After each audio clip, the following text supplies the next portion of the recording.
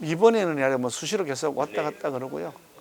특히 이제 우리 당원들 뭐 당원 교육도 제가 온 적도 있었고 또 그 뭐 언론사들 지난번에 영남일보 올려 했더니 그날 토요일 날 왔더니 근무 안 하시더라. 금요일 날 왔더니 금요일은 근무 안 하시더라고요. 예, 그래서 다음번에 와야 되겠다 생각해서 이번에 영남일보 방문하는 것도 주요 목적 중에 하나였고요. 영남일보 빼면 안 되잖아요. 그런 목적도 있고 오늘은 또 저기 남구 중구 남구 당원들 교육이 있어서 와서 간담회 겸 교육 뭐 이런 거 하고 또 뭐 이제 현안에 관한 말씀들도 듣고 어저께 같은 경우는 이제 다른 지역구에 좀 더 돌았어요. 뭐 지역구 돈다는 게 쉽지 않아서 시간이 엄청 걸리거든요. 뭐 여러 날 걸려도 다 한 바퀴 돌기가 쉽지가 않아요. 그러니까 계속 당원들과의 접촉 또 여러 가지 현장 민원 수렴 또 뭐 여론 동향 파악 또 뭐 대구 지역 지도층들 지난번 상공에서 뭐 저희 회장단하고도 만나서 말씀 쭉 건의사항들 말씀 들었습니다만 그런 뭐 일들 대구뿐 아니라 전국을 지금 돌면서 하고 있는데 아무래도 대구하고 제 지역과 좀 가까우니까 좀 더 왔다 갔다 하기 편해요. 지금은 출마 선언한다는 게 좀 생뚱맞은 시기고요. 전당대회를 언제 할지도 아직 정해져 있지도 않은데 출마 선언한다 그러는 것은 김칫국부터 먼저 마시는 꼴이다. 그런 평가를 받기 십상이고 그 이전에 지금 아직 당 내부 조금 더 정비를 해가면서 이제 새로 전당대회 일정을 이렇게 잡아 나갈 때 그때 보조를 맞춰야 되는 것이지 혼자 툭 튀어나가서 하면 이 공동체의 서로 간의 뭐 에티켓이라 할까 예의 안 맞는 것 같다. 그러니까 지금은 출마 선언을 언제 한다 뭐 한다 만다는 것은 별로 그렇게 바람직하지 않은 시기라고 생각합니다. 그럼 대략 예상하고 계신 전당대회 개최 시점은? 그거는 제가 어떻게 제가 뭐 결정하는 게 아니니까 선수가 뭐라고 자꾸 얘기하면 또 뭐 그거 가지고 괜히 또 뭐 실랑이가 생기고 뭐 하니까 뭐 절차를 밟겠죠. 한번 지켜보죠. 여러 차례 입장을 밝힌 거기 때문에 다시 계속 누누이 밝혀야 될 특별한 필요가 없는 것 같고요. 뭐 여러 가지 그런 사정들을 다 참작해서 지도부가 결정하겠죠. 한번 지켜보죠. 사실 나경원 의원 같은 경우도 굉장히 뛰어난 분이고 아주 굉장히 많은 역량을 축적하신 분이기 때문에 뭐 여러 분야에서 여러 가지 역량을 다 발휘할 수 있는 그런 인재라고 생각하고요.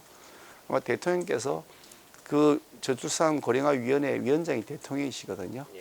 그리고 그 밑에 부위원장이 나경원이 맡게 된 건데 나경원이 맡아 있는 거기에 아마 그 구성원이 장관이 7명으로 아마 그 당연직으로 되어 있을 겁니다. 그렇다 그러면 그 자리는 장관직 자리보다 좀 부총리급 자리에 속하는 그런 자리고요.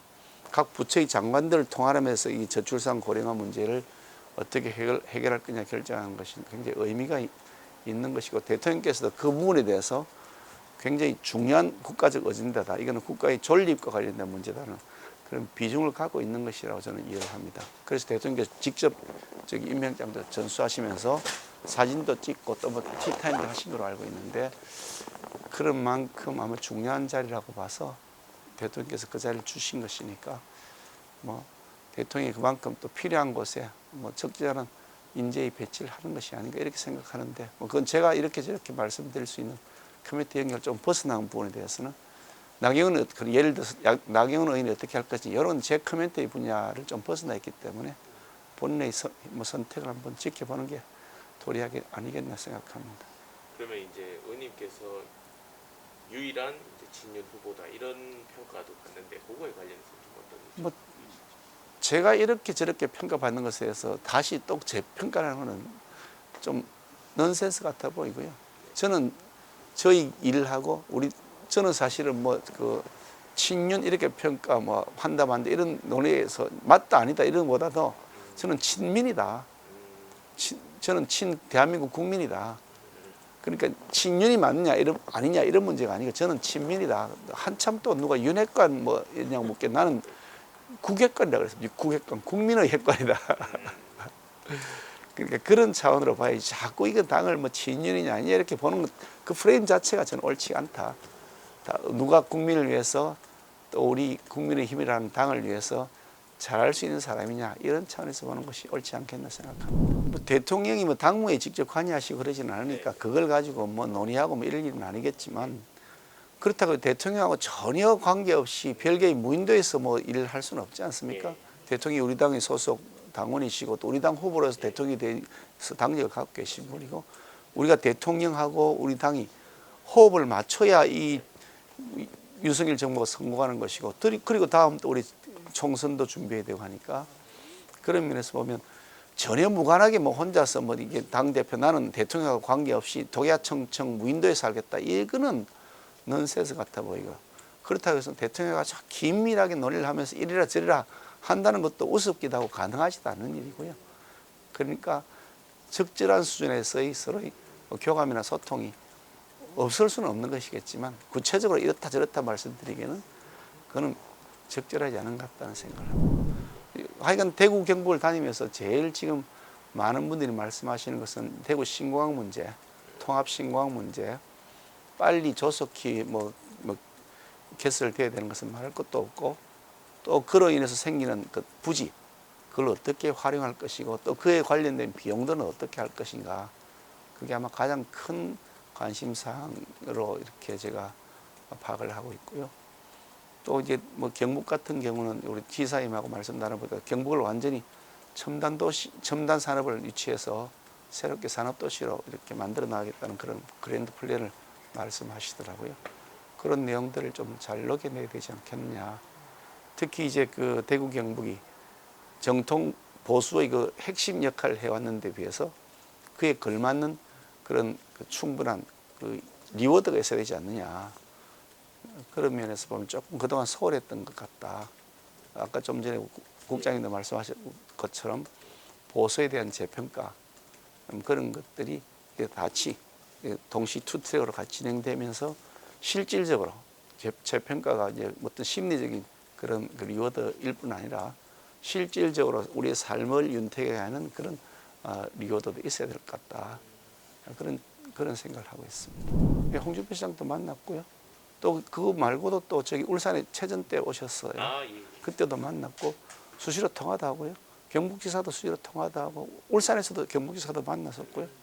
울산에서도 만났었고 그때 이전에도 울산에 또 오셔가지고 일이 있어 오셨을 때도 만났고 또 찾아도 갔고 경북지사는 제가 원내 수석부 대표할 때 그 원내 대변인을 하고 있었습니다.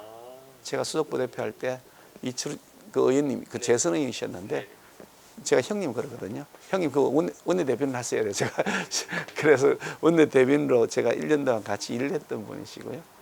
또 뭐 홍준표 대표 같은 경우는 그분이 당 대표할 때 제가 당 대변인으로 또 호흡을 맞췄던 관계에서 서로 뭐 다 제가 형님 두 분 다 만나면 형님 그럽니다. 그러니까 뭐 만나지 않아도 서로 필이 통하는 사이입니다. 그렇지만 그럼에도 불구하고 계속 만나고 통화합니다. 이제 그렇게 말씀하시는 분들 보면 저는 행정가적 스타일 그야말로 아주 소극적인 스타일로 대한민국의 안보를 걱정하는 것 같다. 언제까지 계속 그렇게 소극적인 방식으로 우리나라의 방위를 지켜나갈 것인가 하는 그런 우려를 가지고 있습니다. 해보지도 안 하고 안 된다고 한다면 그러면 나라의 안전보장은 누가 책임질 것이냐. 유사시에 그러면 북한이 핵공격을 노골적으로 협박해 왔을 때 우리가 대응할 수 있는 수단이 있느냐. 우리의 뭐 우방이 뭐 동맹관계가 미국이라 하지만 미국도 과연 북한이 핵을 쓸 때 같이 대응해 줄 것인지 100% 누가 장담할 수 있습니까? 우크라이나 사태를 보면 알잖아요. 미군 투입 안 하잖아요. 그냥 무기만 간접적으로 지원할 뿐이지. 러시아가 핵무기를 우크라이나에 쏘았을 때 과연 미국이 핵무기에 대한 대응을 한다는 보장이 100% 있느냐? 있다 그러면 러시아가 그렇게 협박을 못 하겠죠. 협박 자체를 못 하겠죠. 그런 가능성은 단순하게 0.1%의 가능성만 있더라도 우리 모두가 죽는 문제이기 때문에 우리 국민 모두가 죽는 문제이기 때문에 그래서 그런 문제를 소극적으로 대하는 자세가 참 잘못되었다 생각합니다. 아니 일본 제국주의가 우리나라를 침략하고 있을 때 우리 독립 항일투쟁했던 분들이 그래봐야 되겠느냐고 하는 말 들었으면 그 항일 투쟁했겠습니까?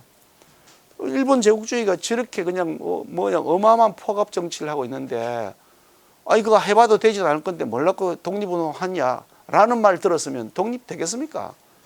그럼에도 불구하고 항일 독립운동을 하면서 대한민국의 자유 그리고 대한민국의 정체성을 지키기 위한 선조들이 계셨잖아요. 그런 마음 가지고서 이거 적극적으로 우리 죽고 사는 문제를 우리가 해결해야지 남의 손에 의존해 가지고 남의 손에 시혜에 의해서 해주면 감사하고 안 해줘도 할 수 없고 그런 방식으로 생각하는 게 그게 책임 있는 지도자냐? 저는 그 점에 대해서 매우 유감으로 생각합니다. 제가 요즘 이제 우리 TK 지역에 주로 이제 당원들이 많습니다. 일반 국민들보다는 시민들보다는 당원들이 많은데요. 말씀을 제가 드리고 건의사항도 받습니다. 질문도 받고 하는데 들으면서 그동안 많이 이렇게 좀 울분이 차 계셨더라고요. 나라가 잘 돼야 된다는 그 일념으로 열심히 지원해 왔는데 이게 윤석열 정부를 만들어 놨는데 왜 일을 이 모양을 하냐고 막 엄청 울분이 많이 쌓이셨어요. 너무너무 제가 죄송하다는 말씀 드리고 또 죄송합니다 그리고 감사합니다 말씀 두 가지를 같이 드리는데 죄송한 것은 기대에 부응하지 못해 죄송하고 감사한 것은 그럼에도 불구하고 우리가 잘할 것이라고 하는 기대를 저버리지 않아 주셔서 감사하다 이렇게 말씀드렸는데요. 저는 보수의 뿌리를 끝까지 지켜왔던 사람이고 당이 완전히 그의 난파선 상태가 돼가지고 서로 배에서 뛰어내리려고 할 때가 있었습니다. 우리가 탄핵 박근혜 대통령 탄핵 직후부터 시작해가지고요. 서로 난파선에서 누가 뛰어내릴 것인지 막 경쟁하는 그런 분위기가 조성되었고 저보고도 탈당하라고 하는 요청들이 구체적으로 왔습니다만은 제가 그거 다 거절하고 당을 지켜왔던 사람이거든요. 그러니까 저도 똑같은 심정으로 우리 대구 경북 주민 여러분들이 마음과 똑같은 심정으로 정통 보수의 뿌리를 지켜온 분들이 자긍심을 가지고 대한민국 오늘 만들어왔던 것처럼 그리고 내일도 만들어갈 수 있을 것이라고 하는 그 기대에 부응하겠다 그런 말씀을 드립니다.